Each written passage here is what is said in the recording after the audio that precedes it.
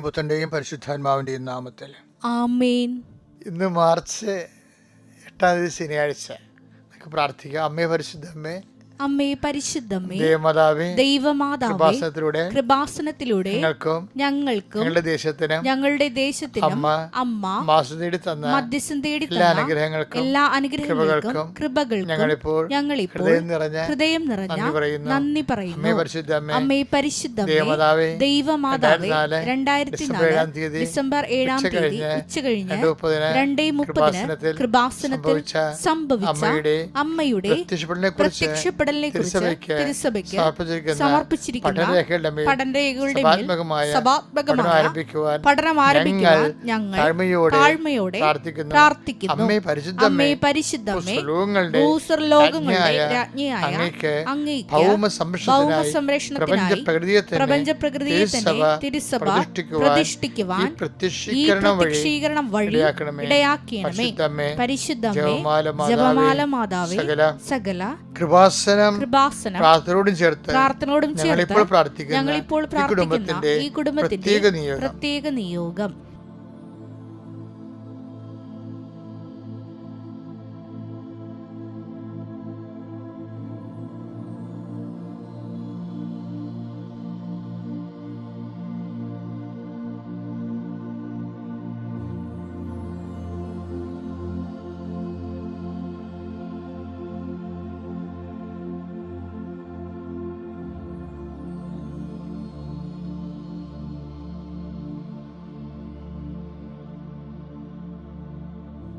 അമ്മയുടെ പ്രത്യക്ഷീകരണത്തിന്റെ ഈ അനുഗ്രഹവേളയിൽ ഞങ്ങൾക്ക് സാധിച്ചു തരുവാൻ കനിയണമേ.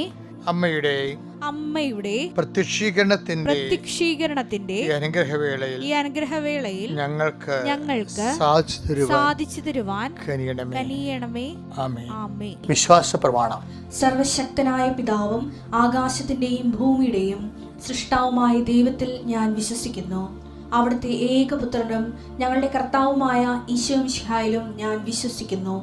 ഈ പുത്രൻ പരിശുദ്ധാത്മാവിനാൽ ഗർഭസ്ഥനായി കന്യകാമറിയത്തിൽ നിന്ന് പിറന്ന് പൊന്തിയോസ് പീലാത്തോസിന്റെ കാലത്ത് പീഡകൾ സഹിച്ച് കുരിശിൽ തറയ്ക്കപ്പെട്ട് മരിച്ച് അടക്കപ്പെട്ട് പാതാളങ്ങളിൽ ഇറങ്ങി മരിച്ചവരുടെ ഇടയിൽ നിന്ന് 3-ാം നാൾ ഉയർത്ത് സ്വർഗത്തിലേക്ക് എഴുന്നള്ളി സർവശക്തിയുള്ള പിതാവായ ദൈവത്തിന്റെ വലതുഭാഗത്തിരിക്കുന്നു. അവിടെ നിന്ന് ജീവിക്കുന്നവരെയും മരിച്ചവരെയും വിധിക്കുവാൻ വരുമെന്നും ഞാൻ വിശ്വസിക്കുന്നു. പരിശുദ്ധാത്മാവിലും ഞാൻ വിശ്വസിക്കുന്നു. വിശുദ്ധ കത്തോലിക്കാ സഭയിലും പുണ്യവാന്മാരുടെ ഐക്യത്തിലും പാപങ്ങളുടെ മോചനത്തിലും ശരീരത്തിന്റെ ഉയർപ്പിലും നിത്യമായ ജീവിതത്തിലും ഞാൻ വിശ്വസിക്കുന്നു. ആമേൻ. സ്വർഗ്ഗസ്ഥനായ ഞങ്ങളുടെ പിതാവേ, അങ്ങയുടെ നാമം പൂജിതമാകണമേ. അങ്ങയുടെ രാജ്യം വരണമേ. അങ്ങയുടെ തിരുമനസ് സ്വർഗത്തിലെ പോലെ ഭൂമിയിലും ആകണമേ. അന്നു വേണ്ടുന്ന ആഹാരം ഇന്ന് ഞങ്ങൾക്ക് തരണമേ. ഞങ്ങളോട് തെറ്റ് ചെയ്യുന്നവരോട് ഞങ്ങൾ ക്ഷമിക്കുന്നത് പോലെ ഞങ്ങളുടെ തെറ്റുകൾ ഞങ്ങളോടും ക്ഷമിക്കണമേ. ഞങ്ങളെ പ്രലോഭനത്തിൽ ഉൾപ്പെടുത്തരുതേ, തിന്മയിൽ ഞങ്ങൾ രക്ഷിക്കണമേ. ആമേൻ. നന്മ നിറഞ്ഞ മറിയമേ, സ്വസ്തി. കർത്താവ് അങ്ങയുടെ കൂടെ സ്ത്രീകളിൽ അങ്ങ് അനുഗ്രഹിക്കപ്പെട്ടവളാകുന്നു. അങ്ങയുടെ ഉദരത്തിൻ ഫലമായി ഈശോ അനുഗ്രഹിക്കപ്പെട്ടവനാകുന്നു. പരിശുദ്ധ മറിയമേ, തമ്പുരാന്റെ അമ്മേ, പാപികളായ ഞങ്ങൾക്ക് വേണ്ടി ഇപ്പോഴും ഞങ്ങളുടെ മരണസമയത്തും തമ്പുരാനോട് അപേക്ഷിക്കണമേ. ആമേൻ. എൻ്റെ പ്രിയപ്പെട്ടവരെ, അനുദിന അനുഗ്രഹ പ്രാർത്ഥനയിലേക്ക് വരാം. ഇന്നത്തെ നമ്മുടെ യാത്രകൾ, നമ്മുടെ ഉദ്യമങ്ങൾ, നമ്മൾ കടന്നു പോകുന്ന വഴികൾ, നമ്മൾ ചെന്ന് കയറുന്ന തൊഴിലിടങ്ങൾ, നമ്മൾ ചെയ്യുന്ന ജോലികൾ, നമ്മൾക്ക് കുടിശ്ശികയായി ചെയ്ത് തീർക്കാനുള്ള ബാധ്യതയായിട്ടുള്ള വിഷയങ്ങൾ, നമുക്ക് കണ്ടുമുട്ടുന്ന വ്യക്തികൾ, അവരോട് സംസാരിക്കേണ്ട കാര്യങ്ങൾ, എടുക്കേണ്ട തീരുമാനങ്ങൾ, നടപ്പിലാക്കേണ്ട കാര്യങ്ങൾ, ഇന്ന് കൈവരിക്കേണ്ട വളർച്ച, ചില നിർണായകമായ നിമിഷങ്ങളും കൂടിയാലോചനയും കൂടിക്കാഴ്ചകളും ഉണ്ടെങ്കിൽ അത് എല്ലാം സമർപ്പിച്ചുകൊണ്ട് പ്രാർത്ഥിക്കാൻ പറ്റിയ ഏറ്റവും സുവർണമായ ഒരു അവസരമാണിത്. കർത്താവിൻ്റെ കൂടെ ഈ ദിവസം തുടങ്ങാൻ കഴിയുന്നു. അമ്മയുടെ മധ്യസ്ഥതയിൽ ആരംഭിക്കുന്ന ഒരു ദിവസമാണിത്. കർത്താവെ, ഞങ്ങൾക്ക് ഈ അവസരം തന്നതിന് നന്ദി പറയുന്നു. കർത്താവ്, അങ്ങയുടെ മക്കൾ ഇന്ന് കടന്നു പോകുന്ന ഓരോ വിഷയങ്ങളെ കുറിച്ച് പ്രാർത്ഥിക്കുന്നു. കർത്താവിൻ്റെ കരുണ മക്കളുടെ മേൽ ആവശ്യിക്കണം പ്രാർത്ഥിക്കുന്നു. പരീക്ഷയ്ക്ക് വേണ്ടി ഒരുങ്ങി പഠിച്ചുകൊണ്ടിരിക്കുന്ന കുഞ്ഞുങ്ങളുടെ പഠനങ്ങളെ സമയം വൃഥാവിൽ ചെലവഴിക്കാതെ നന്നായി പഠിക്കുവാനും പഠിക്കുന്ന മനസ്സിൽ പതിഞ്ഞു നിൽക്കുവാനും മനസ്സിൽ പതിഞ്ഞു നിൽക്കുന്നത് പരീക്ഷയെ പരിപാലിക്കുവാനും, കർത്താവെ കുഞ്ഞുങ്ങൾക്ക് വരാൻ പോകുന്ന ചോദ്യങ്ങൾ, പരീക്ഷ പേപ്പറുള്ള ചോദ്യങ്ങൾ എന്താണെന്ന് ഞങ്ങൾക്കറിയാം. അതനുസരിച്ച് അവസാന നിമിഷം സെലക്റ്റീവായിട്ട് പഠിക്കാനുള്ള അവരുടെ തിരഞ്ഞെടുപ്പിൻ്റെ അനുഗ്രഹങ്ങൾ, പഠിക്കാനുള്ള വിഷയം തിരഞ്ഞെടുക്കാനുള്ള പ്രത്യേക അനുഗ്രഹങ്ങൾ അങ്ങനെ മക്കൾക്ക് നൽകണമേ എന്ന് പ്രാർത്ഥിക്കുന്നു. കോൺഫിഡൻസോടുകൂടി, ഭയങ്കര ആത്മവിശ്വാസത്തോടുകൂടി പരീക്ഷ എഴുതാൻ അവർ സഹായിക്കണം പ്രാർത്ഥിക്കുന്നു.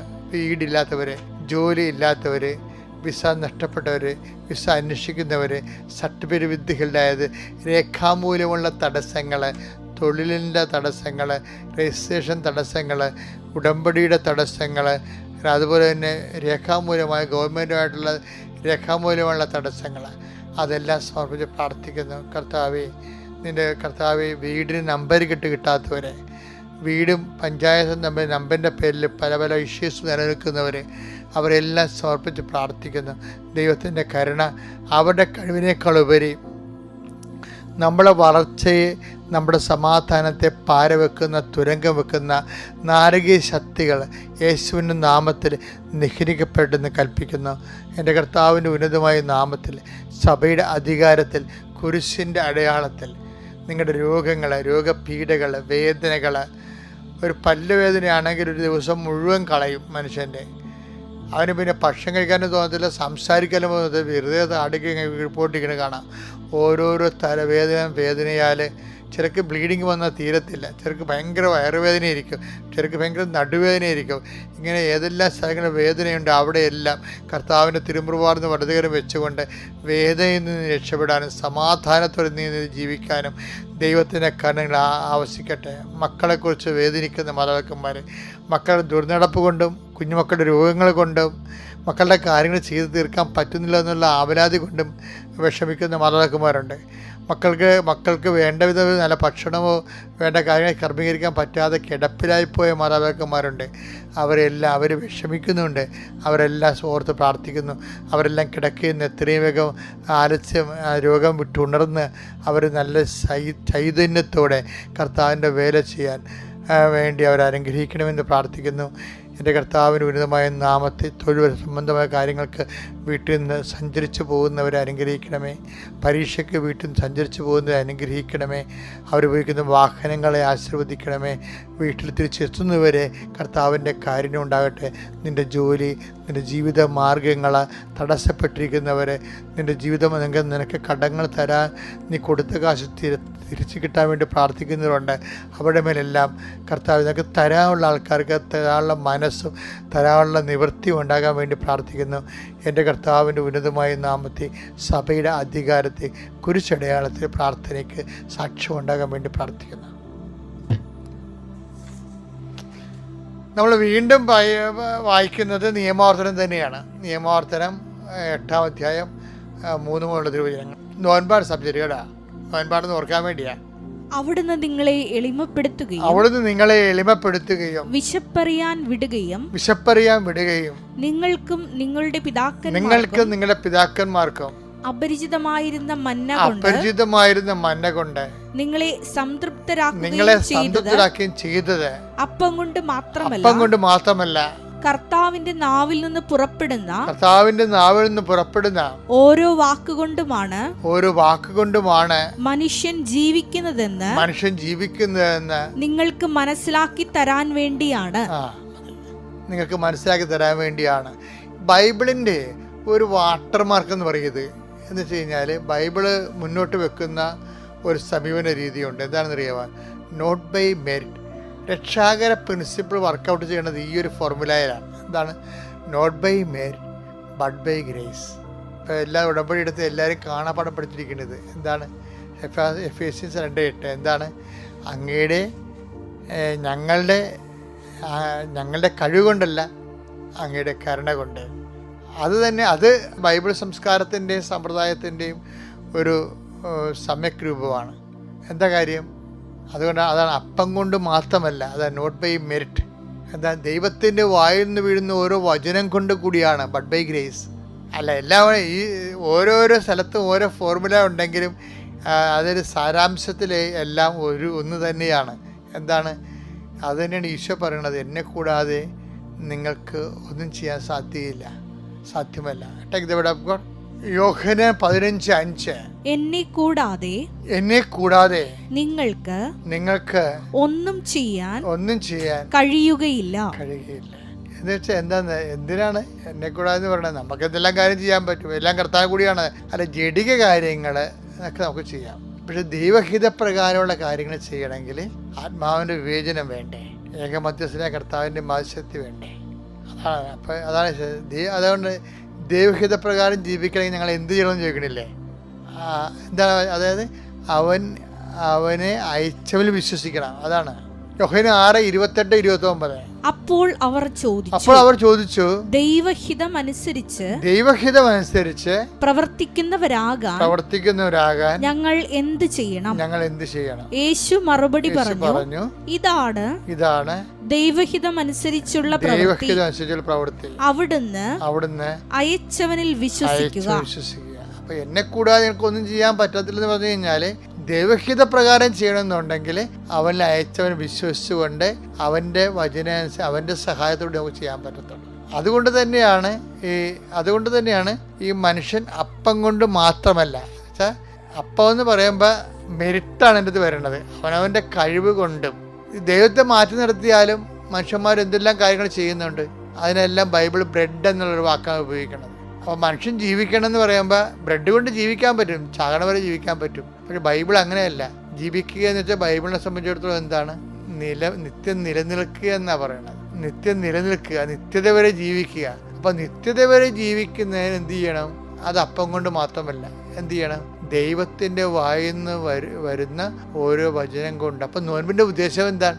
നിത്യതയെക്കുറിച്ച് നമ്മൾ അനുസ്മരിപ്പിക്കുകയും, അപ്പോൾ നിത്യതയെ അനുസ്മരിപ്പിക്കുന്നത് നോൻപിൻ്റെ പഴയകാല ട്രഡീഷൻസാണ്. ഈ ദേവാസ്ത വെളി എന്നും പറഞ്ഞൊരു പ്രാർത്ഥനാ രൂപം കടലോര സമൂഹത്തിൽ നിലനിൽക്കുന്നുണ്ട്. കടലോര സമൂഹത്തിലല്ല, പടിഞ്ഞാറൻ തീരത്തുള്ള എല്ലാ സമൂഹങ്ങളിലും ക്രിസ്ത്യൻ സമൂഹങ്ങളിലും ദേവാസ്തയുണ്ട്. അപ്പം അവരെ കഴിഞ്ഞ ദിവസങ്ങളിൽ ഞാൻ അവരെല്ലാവരും വിളിച്ചു കൂട്ടിയായിരുന്നു. ഇവിടെ കേരളത്തിലുള്ള എല്ലാ ദേവാസ്തക്കാരെയും വിളിച്ചു കൂട്ടി. അവർക്ക് കുരിശുമാലയെ കൊടുത്ത് രാത്രി സ്കോഡ് വർക്ക് അവരെന്ന് വെച്ചാൽ ഫ്രാൻസിസ് സീവറിൻ്റെ ഇഗ്നേഷ്യസ് ലയോളായുടെ ഒരു മെഡിറ്റേഷൻ ഉണ്ട്. ലയോളായുടെ മെഡിറ്റേഷൻ വെച്ചാൽ ഇഗ്നേഷ്യൻ മെഡിറ്റേഡ് നമ്മൾ പറയത്തില്ലേ. അപ്പോൾ ഒന്നാമത് മരണം എന്നൊക്കെ പറഞ്ഞിട്ടുണ്ട്. ഇഗ്നേഷ്യൻ മെത്തേഡ് തന്നെയാണ്.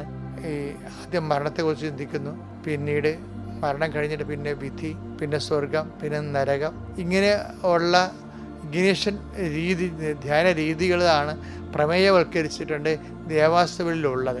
അതാണ് ഫ്രാൻസിസ് സേവർ ഇവിടെ തുടങ്ങിയത്. രാത്രി ദിനം അതിൽ പറയുന്നുണ്ട്, ഒന്നാമത് മരണമെന്ന് സൂര്യത്തെ ഇങ്ങനെ ഈ ക്ഷമാപ്രയറില്ലേ, ഹീറോ ഇസ്രയേൽ എന്ന് പറഞ്ഞ് യഹൂദൻ്റെ പ്രാർത്ഥനയുടെ ആ ഒരു ക്രൈസ്തവ രൂപമാണ് ദേവാസ്ത വിളി. അതിനെക്കുറിച്ച് ഇപ്പം അദ്ദേഹം കേട്ടാൽ മതി. പക്ഷെ അവിടെയെല്ലാം ഈ ആയുസിൻ്റെ ക്ഷേതയെക്കുറിച്ച് പറയുന്നുണ്ട്. ആകയാൽ ഉപവിയാകപ്പെട്ടവരെ, സ്നേഹിതരെ, നാളെ നമ്മുടെ ജീവിതം ക്ഷണികമാണെന്ന് വെച്ചാൽ എൻ്റെ അർത്ഥം എന്താണ്? മിശിഹാ തമ്പുരാൻ്റെ കൂടെ നിത്യതയോട് ജീവിക്കേണ്ടവരാണ് നമ്മളെന്ന്. അതാണ് ദേവാസ്തവിളിയുടെ പ്രമേയം എന്ന് പറയുന്നത്. അപ്പം അതിനെന്ത് ചെയ്യണം? അതിന് അപ്പം കൊണ്ട് മാത്രം ജീവിച്ചാൽ പറ്റത്തില്ല. പിന്നെ എങ്ങനെ ജീവിക്കണം? ദൈവത്തിൻ്റെ വായിന്ന് വരുന്ന ഓരോ വചനം കൊണ്ടാണ്. അപ്പം ഈ പ്രാവശ്യം വചനത്തിൽ മനുഷ്യൻ വളർന്നു വരുന്ന, അതുകൊണ്ട് നോൻപ് കാലത്ത് മുഴുവൻ ധ്യാനങ്ങൾ വെച്ചിരിക്കണില്ല എല്ലായിടത്തും. അപ്പം നിങ്ങളതിൽ പങ്കെടുക്കുകയും അതുപോലെ തന്നെ നിത്യതയ്ക്ക് വേണ്ടിയുള്ള ആത്മാവിനെ വിശുദ്ധീകരിക്കുകയും ശക്തീകരിക്കുകയും ചെയ്യാൻ കർത്താവ് നിങ്ങളെ ഒരുക്കട്ടെ എന്ന് ഞാൻ പ്രത്യേകിച്ച് ആത്മാർത്ഥമായിട്ട് പ്രാർത്ഥിക്കുന്നു. Praise the Lord.